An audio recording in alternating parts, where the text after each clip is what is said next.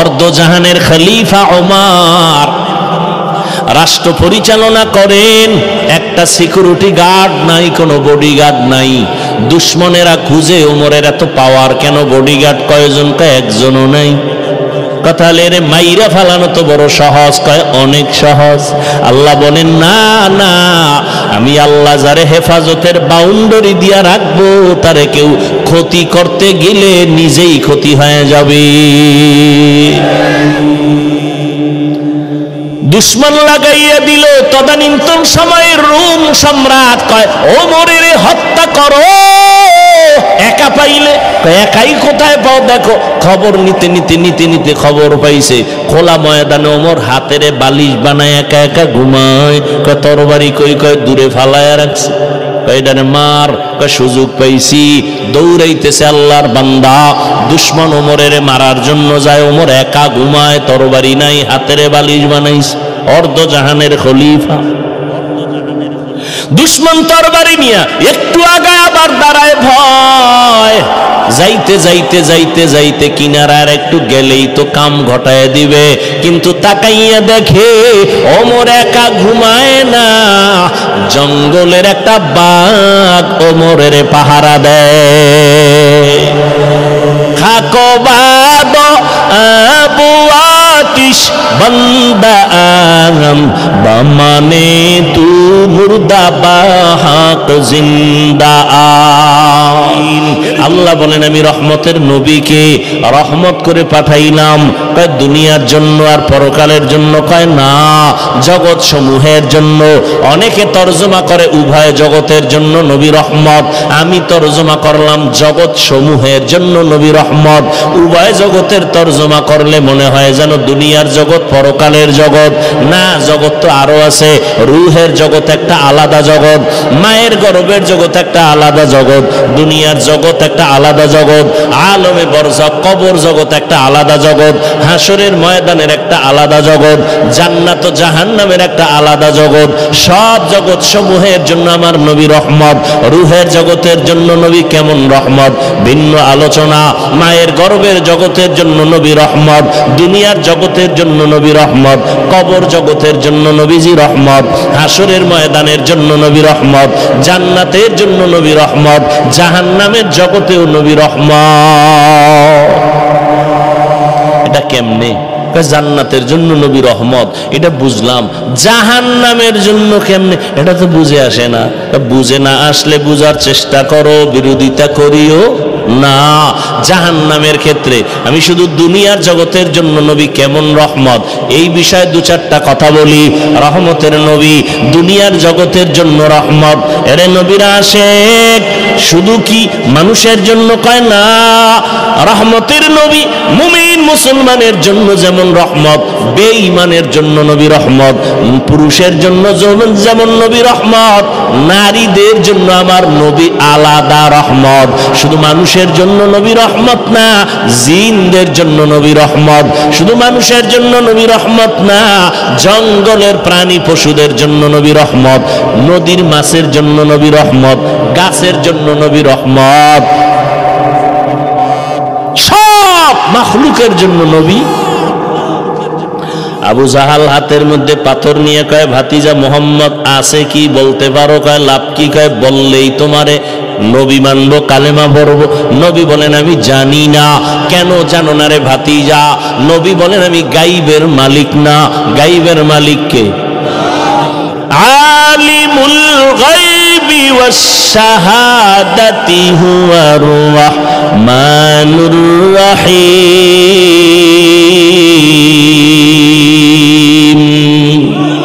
গাইবের মালিক কে? আর কেউ? যদি আমার পীর গায়েব জানে, এর নাম শিরিক। এর নাম কি? আল্লাহ বলেন আমাইয়ুশরিক বিল্লাহ ফাকাদ হারামাল্লাহু আলাইহিল জান্নাহ।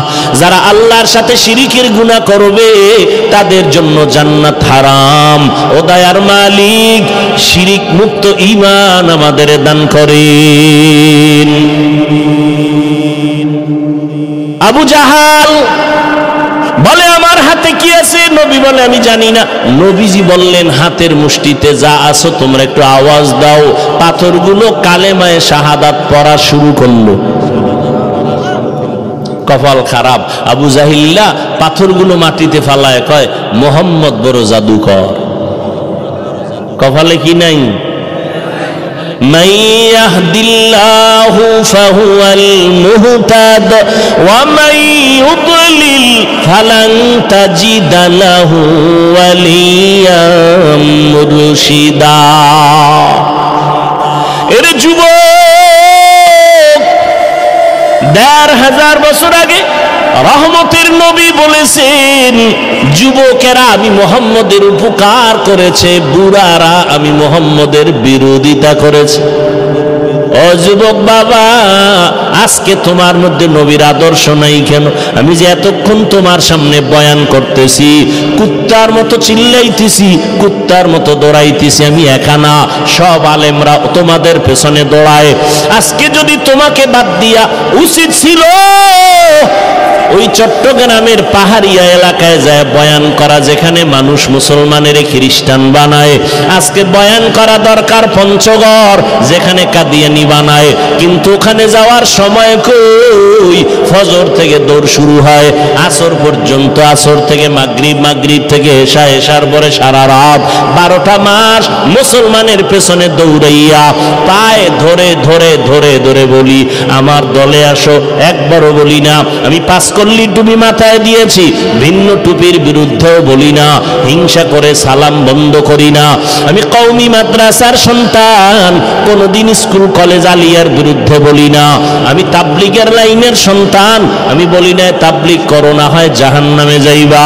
আমি পীরের লাইনের সন্তান, একবারও বলি নাই তুমি অমুক পীরের কাছে যাও না হয় জাহান্নামে যাইবা। কিছুই বলি নাই। এত চিল্লা চিল্লি কইরা বিনয়ের সাথে একটা কথাই বলতে চাই বাবা, যেই লাইনে থাকো বাধা নাই, যেই তরিকায় চলো বাধা নাই।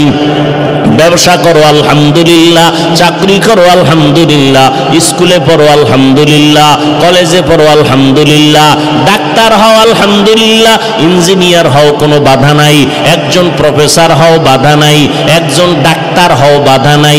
তবে দাবি আমার একটা, বেয়াদব হইও না। তোমার ব্যবহারে যেন মা বাপ কখনো কষ্ট না পায়। ও যুবক, তোমার আচরণে যেন কোনো শিক্ষক কষ্ট না পায়, তোমার ব্যবহারে যেন কোনো আলেম কষ্ট না পায়, তোমার ব্যবহারে যেন কোনো মুরব্বীরা কষ্ট না পায়। তুমি এমন একজন ডাক্তার হও যে দিনের উপকার হবে, উম্মতেরও ফায়দা হবে, এবং তোমার সম্মানটা মরিয়া গেল মানুষ দোয়া করবে তোমার সম্মানের সাথে। যদি এমনটা হতেই চাও, 2টা জিনিস তোমার লাগবে, লিখে রাখ। 2 জিনিস না থাকলে ডাক্তার হতে পারবি, জীবনে সম্মানের জীবন পাবি না।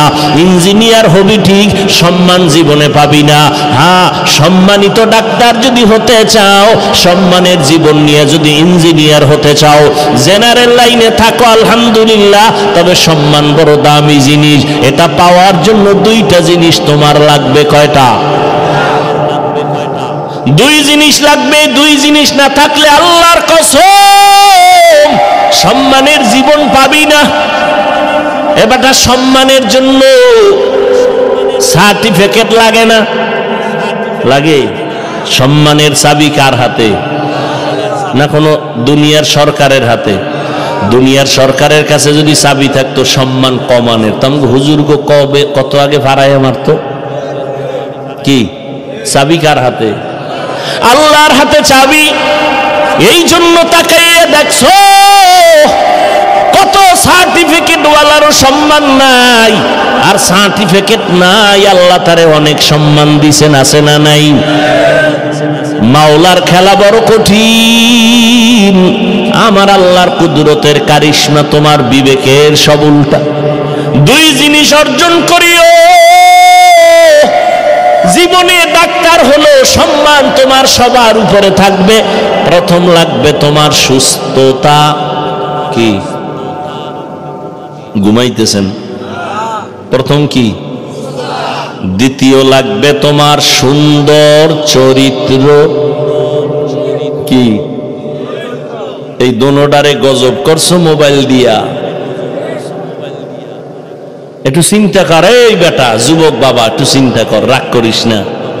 পৃথিবীতে যত তুই বন্ধু পাইছ সব স্বার্থপর, খোদার কসম সব স্বার্থপর।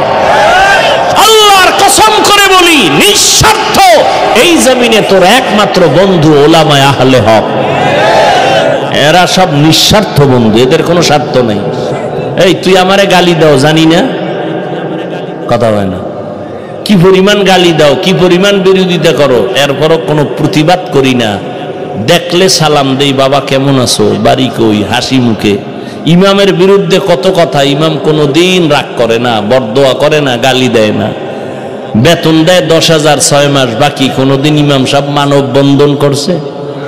জুমায় কইছেনি যে বেতনটা টাইম মতো দিবা, নাইলে আসর থেকে সূরা উল্টা পড়া হবে। নিঃস্বার্থ তোমার একমাত্র বন্ধু আলেম। এরে যুবক, দুই জিনিস তোমার লাগবে সম্মানের সাথে যদি তুমি জীবন চালাইতে চাও। এক নাম্বার কি বলছি? সুস্থতা। রাতের ঘুম হলো সুস্থতার জন্য মহা ঔষধ। আর এটারে জবাই করছো কি দিয়া? বাস, এখানে কোনো অস্টাজ লাগবে না, এটা ডাইরেক্ট ওয়াজ। আর এটা আমাকে হুজুরে ওয়াজ না, গুগলে ঢোক, মোবাইল তো আর ছাড়বি না, জিব্রাইল আইলো। তাহলে আকাম না করে দিয়ে একটা ভালো কাজও কর, গুগলে ঢুইকা সার্চ দে রাতের ঘুম শরীরের ঔষধ কি হিসাবে বা কোন অংশ, সব ডিটেলস চলে আসবে। রাতের ঘুম শরীরের মহা ঔষধ, তবে রাতের প্রথম অংশ না, শেষ অংশ না, মধ্যাংশের ঘুম হলো শরীরের মহা ঔষধ। তুমি চরিত্র এত সুন্দর, একটা কলঙ্কের দাগ নাই, কিন্তু চাকরি পাইছো ভালো, বেতন কত হাই স্কেল, কপাল খারাপ, তুমি অসুস্থ। এক সপ্তাহ নাই, কেউ নাই, কেন কয় স্যার অসুস্থ, করে রিজাইন দিতে বল। তাহলে সুস্থতার দাম কত? কিন্তু তুমি সুস্থ, তোমাকে মেডিকেলে বারবার চেক আপ করার পরে এক বিন্দু কোনো রোগ ধরা পড়ে নাই, কিন্তু রোগ আছে একটা, চরিত্র খারাপ।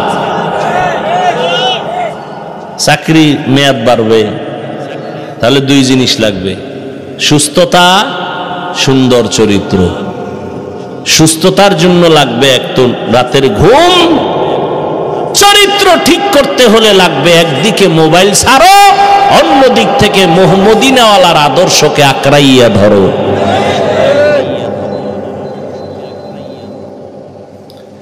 এই তুমিও মুসলমান, আমিও মুসলমান, নাকি আলাদা?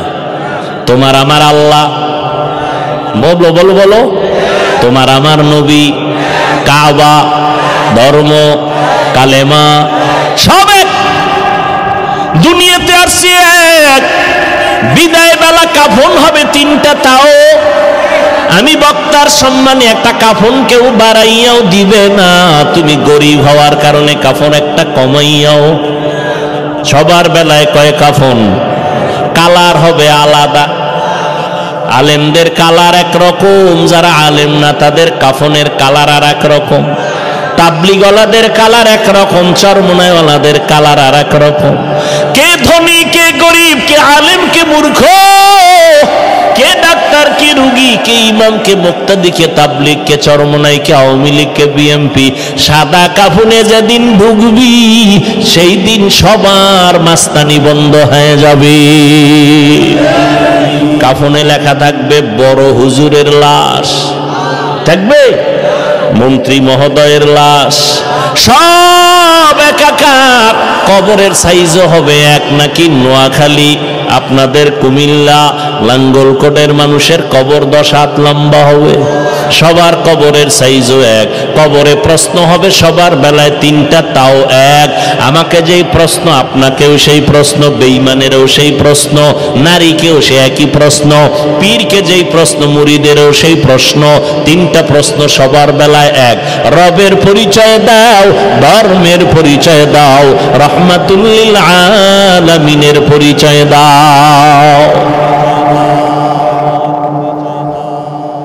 দুনিয়ার নিয়মের উল্টা। ক্লাস 1 এর প্রশ্ন আলাদা, 2 ক্লাসের ছাত্র ছাত্রীদের প্রশ্ন আলাদা, 8-এ যারা পড়ে তাদের প্রশ্ন 9-এ যারা পড়ে সমান। অথচ আমার মাওলার কুদরত কেমন! তুমি ধনী হও, গরিব হও, সাদা হও, কালো হও, শিক্ষিত অশিক্ষিত, আলেম মূর্খ, যেই লাইনে থাকো না কেন, প্রশ্ন সবার বেলায় এক তিনটা।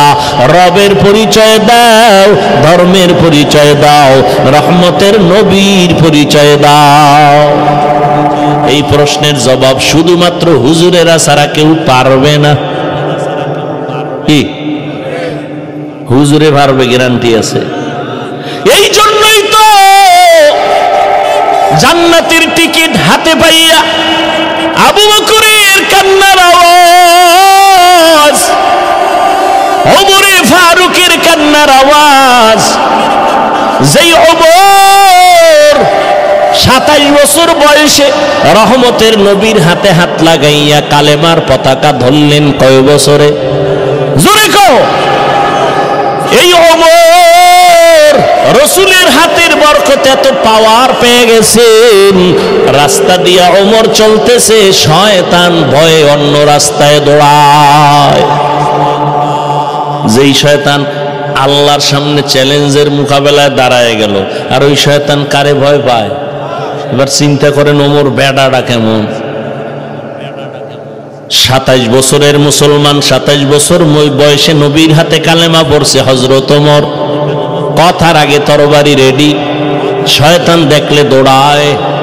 ওয়ার্দজাহানের খলিফা ওমর রাষ্ট্র পরিচালনা করেন, একটা সিকিউরিটি গার্ড নাই, কোনো বডিগার্ড নাই।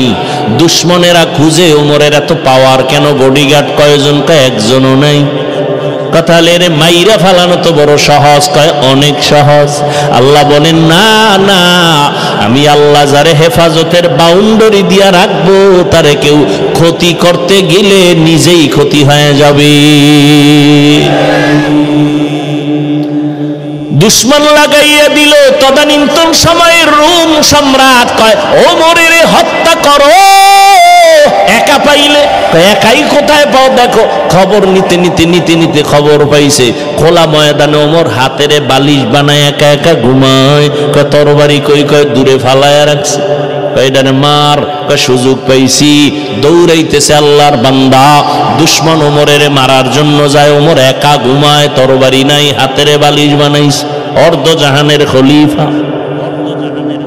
দুশ্মন তরবারি নিয়া একটু আগায় আবার দাঁড়ায় ভয়। যাইতে যাইতে যাইতে যাইতে কিনারার একটু গেলেই তো কাম ঘটায় দিবে, কিন্তু তাকাইয়া দেখে ওমর একা ঘুমায় না, জঙ্গলের একটা বাঘ ওমরের পাহারা দেয়। খাকো বাদ আবু আতিশ বন্দা আম বামানে তু মুর্দা বাহাক জিন্দা আর। এরে যুবক, ওই ওমরের ইতিহাস ভুলে যাইও না রে বাবা। আমি তোমাকে একবারও বলি নাই স্কুল কলেজ বাদ দিয়ে আসো, মাদ্রাসায় হুজুর হয়ে যাও, পাগড়ি লাগাও, বলি নাই। ওখানে থাকো, ডাক্তার হও, ইঞ্জিনিয়ার হও, এসপি হও, ডিসি হও, এমপি হও, মন্ত্রী হও। আমাদের মুসলমান সব লাইনে লাগবে। আমাদের মুসলমানের জন্য গৌরব ডাক্তার হওয়া, ইঞ্জিনিয়ার হওয়া। এটা গৌরব না? ডাক্তারি পড়তে গিয়া ও বাবা তোমার কাছে দাবি আমার একটা, রহমতের নবীর আদর্শের মালা গলায় লাগাও। মা বাবার সাথে বেয়াদবি করবা না, আলেমের দোয়া নিয়া পরামর্শ নিয়া নবীর তরিকা মানিয়া চলো।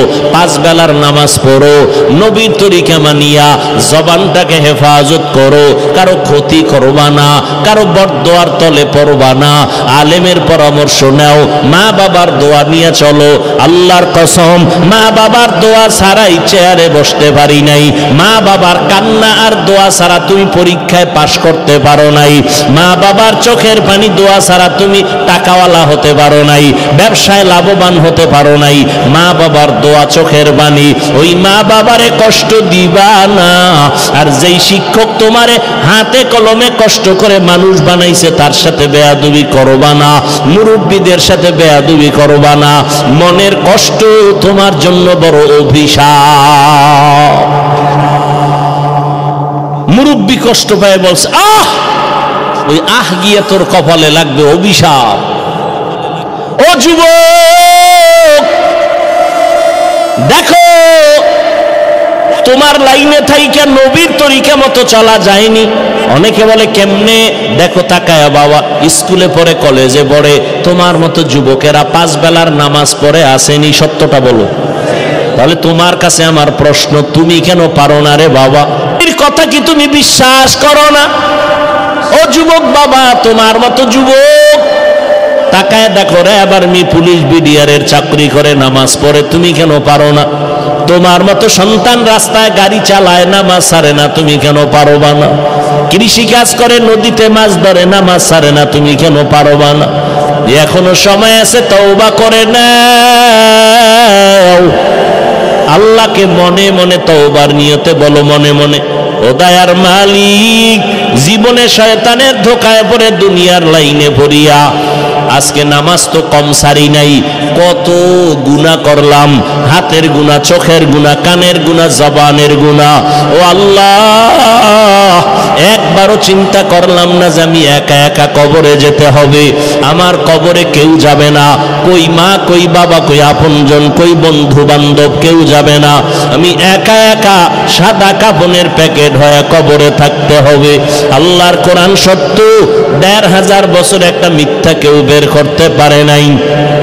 ওই কোরআনে আল্লাহ পাক রব্বুল আলামিন গুনাহগারের জন্য জাহান্নামের আযাবের বয়ান করেছেন, নেক আমলওয়ালাদের জন্য জান্নাতের সুসংবাদ দিয়েছেন।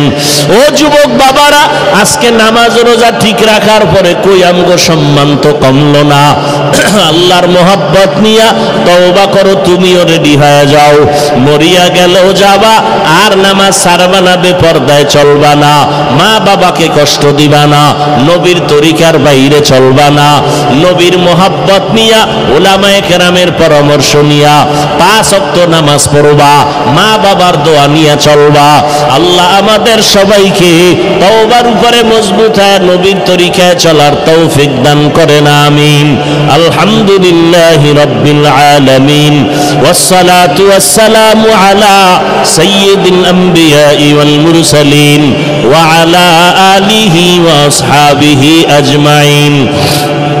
ইয়া আরহামার রাহিমিন, ইয়া আরহামার রাহিমিন, ইয়া আরহামার রাহিমিন, রব্বিরহামহুমা কামা রব্বায়ানি সগীরা।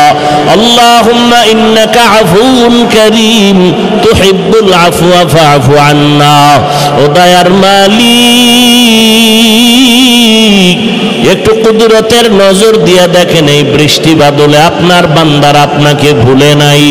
কত যুবক, কত ছাত্র, কত আলেম, কত মুরব্বীরা হাজির হয়েছে, মা বোনেরাও হাত তুলেছেন। মেহেরবানি করে আমাদের জীবনের গুনাহগুলো মাফ করে দেন, মাহফিল কবুল করে নেন। আয় আল্লাহ, সমস্ত এলাকাবাসীকে কবুল করে নেন, ঘরে ঘরে শান্তি আল্লাহ দান করেন, সুন্নাতওয়ালা জিন্দেগি দান করেন। আমার কলিজার প্রত্যেকটা যুবকের দিনদার বানায় দেন, রিয়া হাসাদ কিবির দূর করে ইখলাস দান করেন, উলামায়ে কেরামের পরামর্শ নিয়ে নবীর তরিকায় চলার তৌফিক দান করেন। 5 ওয়াক্ত নামাজি বানায় দেন, মোবাইলের গুনাহের থেকে হেফাজত করেন, মা বোনদের আবেদা বানায় দেন, সন্তানগুলো নেককার বানায় দেন, লেখাপড়া যারা করে পরীক্ষার্থী কামিয়াবি দান করেন, সারা দুনিয়াবাসীকে মাফ করে দেন, ফিলিস্তিনের মুসলমানের উপরে রহমত দান করেন, ইসরায়েলের জালেমদের জুলুম থেকে হেফাজত করেন। আল্লাহ আমাদের ভেতরে ইখলাস, ইত্তেহাদ, ইত্তেফাক দান করেন, রিয়া হাসাদ দূর করে দেন। আমাদের মা বাবা মুরব্বী যারা দুনিয়ায় নাই, জান্নাতের ফয়সালা করে দেন। যারা বেঁচে আছেন দীর্ঘ নেক হায়াত দান করেন। আমাদের ভেতরে যারা অসুস্থ, সুস্থতা দান করেন। আয় আল্লাহ, আদবালা বিনয়ী জিন্দেগি দান করেন। আয় আল্লাহ, মাদ্রাসা মসজিদ সহ অন্যান্য শিক্ষা প্রতিষ্ঠান নবীর আদর্শে কবুল করে নেন। আয় আল্লাহ, নবীজির সুন্নতলা জিন্দেগি দান করেন। বাইতুল্লাহ নবীর রওজা জিয়ারতের ব্যবস্থা করে দেন। চলার পথে হেফাজত করেন, বাতিলের মোকাবেলায় বিজয় দান করেন। মিথ্যা মামলায় যারা জড়িত কুদরতের হাতে হেফাজতের মুক্তির ব্যবস্থা করে দেন আল্লাহ। আয় আল্লাহ ইজ্জতের হেফাজত করেন, জান মাল আহাল পরিবার হেফাজত করেন। মুখালেফের মুআফিক বানায় দেন। জাহিরি বাতিনি দুশমনদের চক্রান্ত থেকে হেফাজত করেন।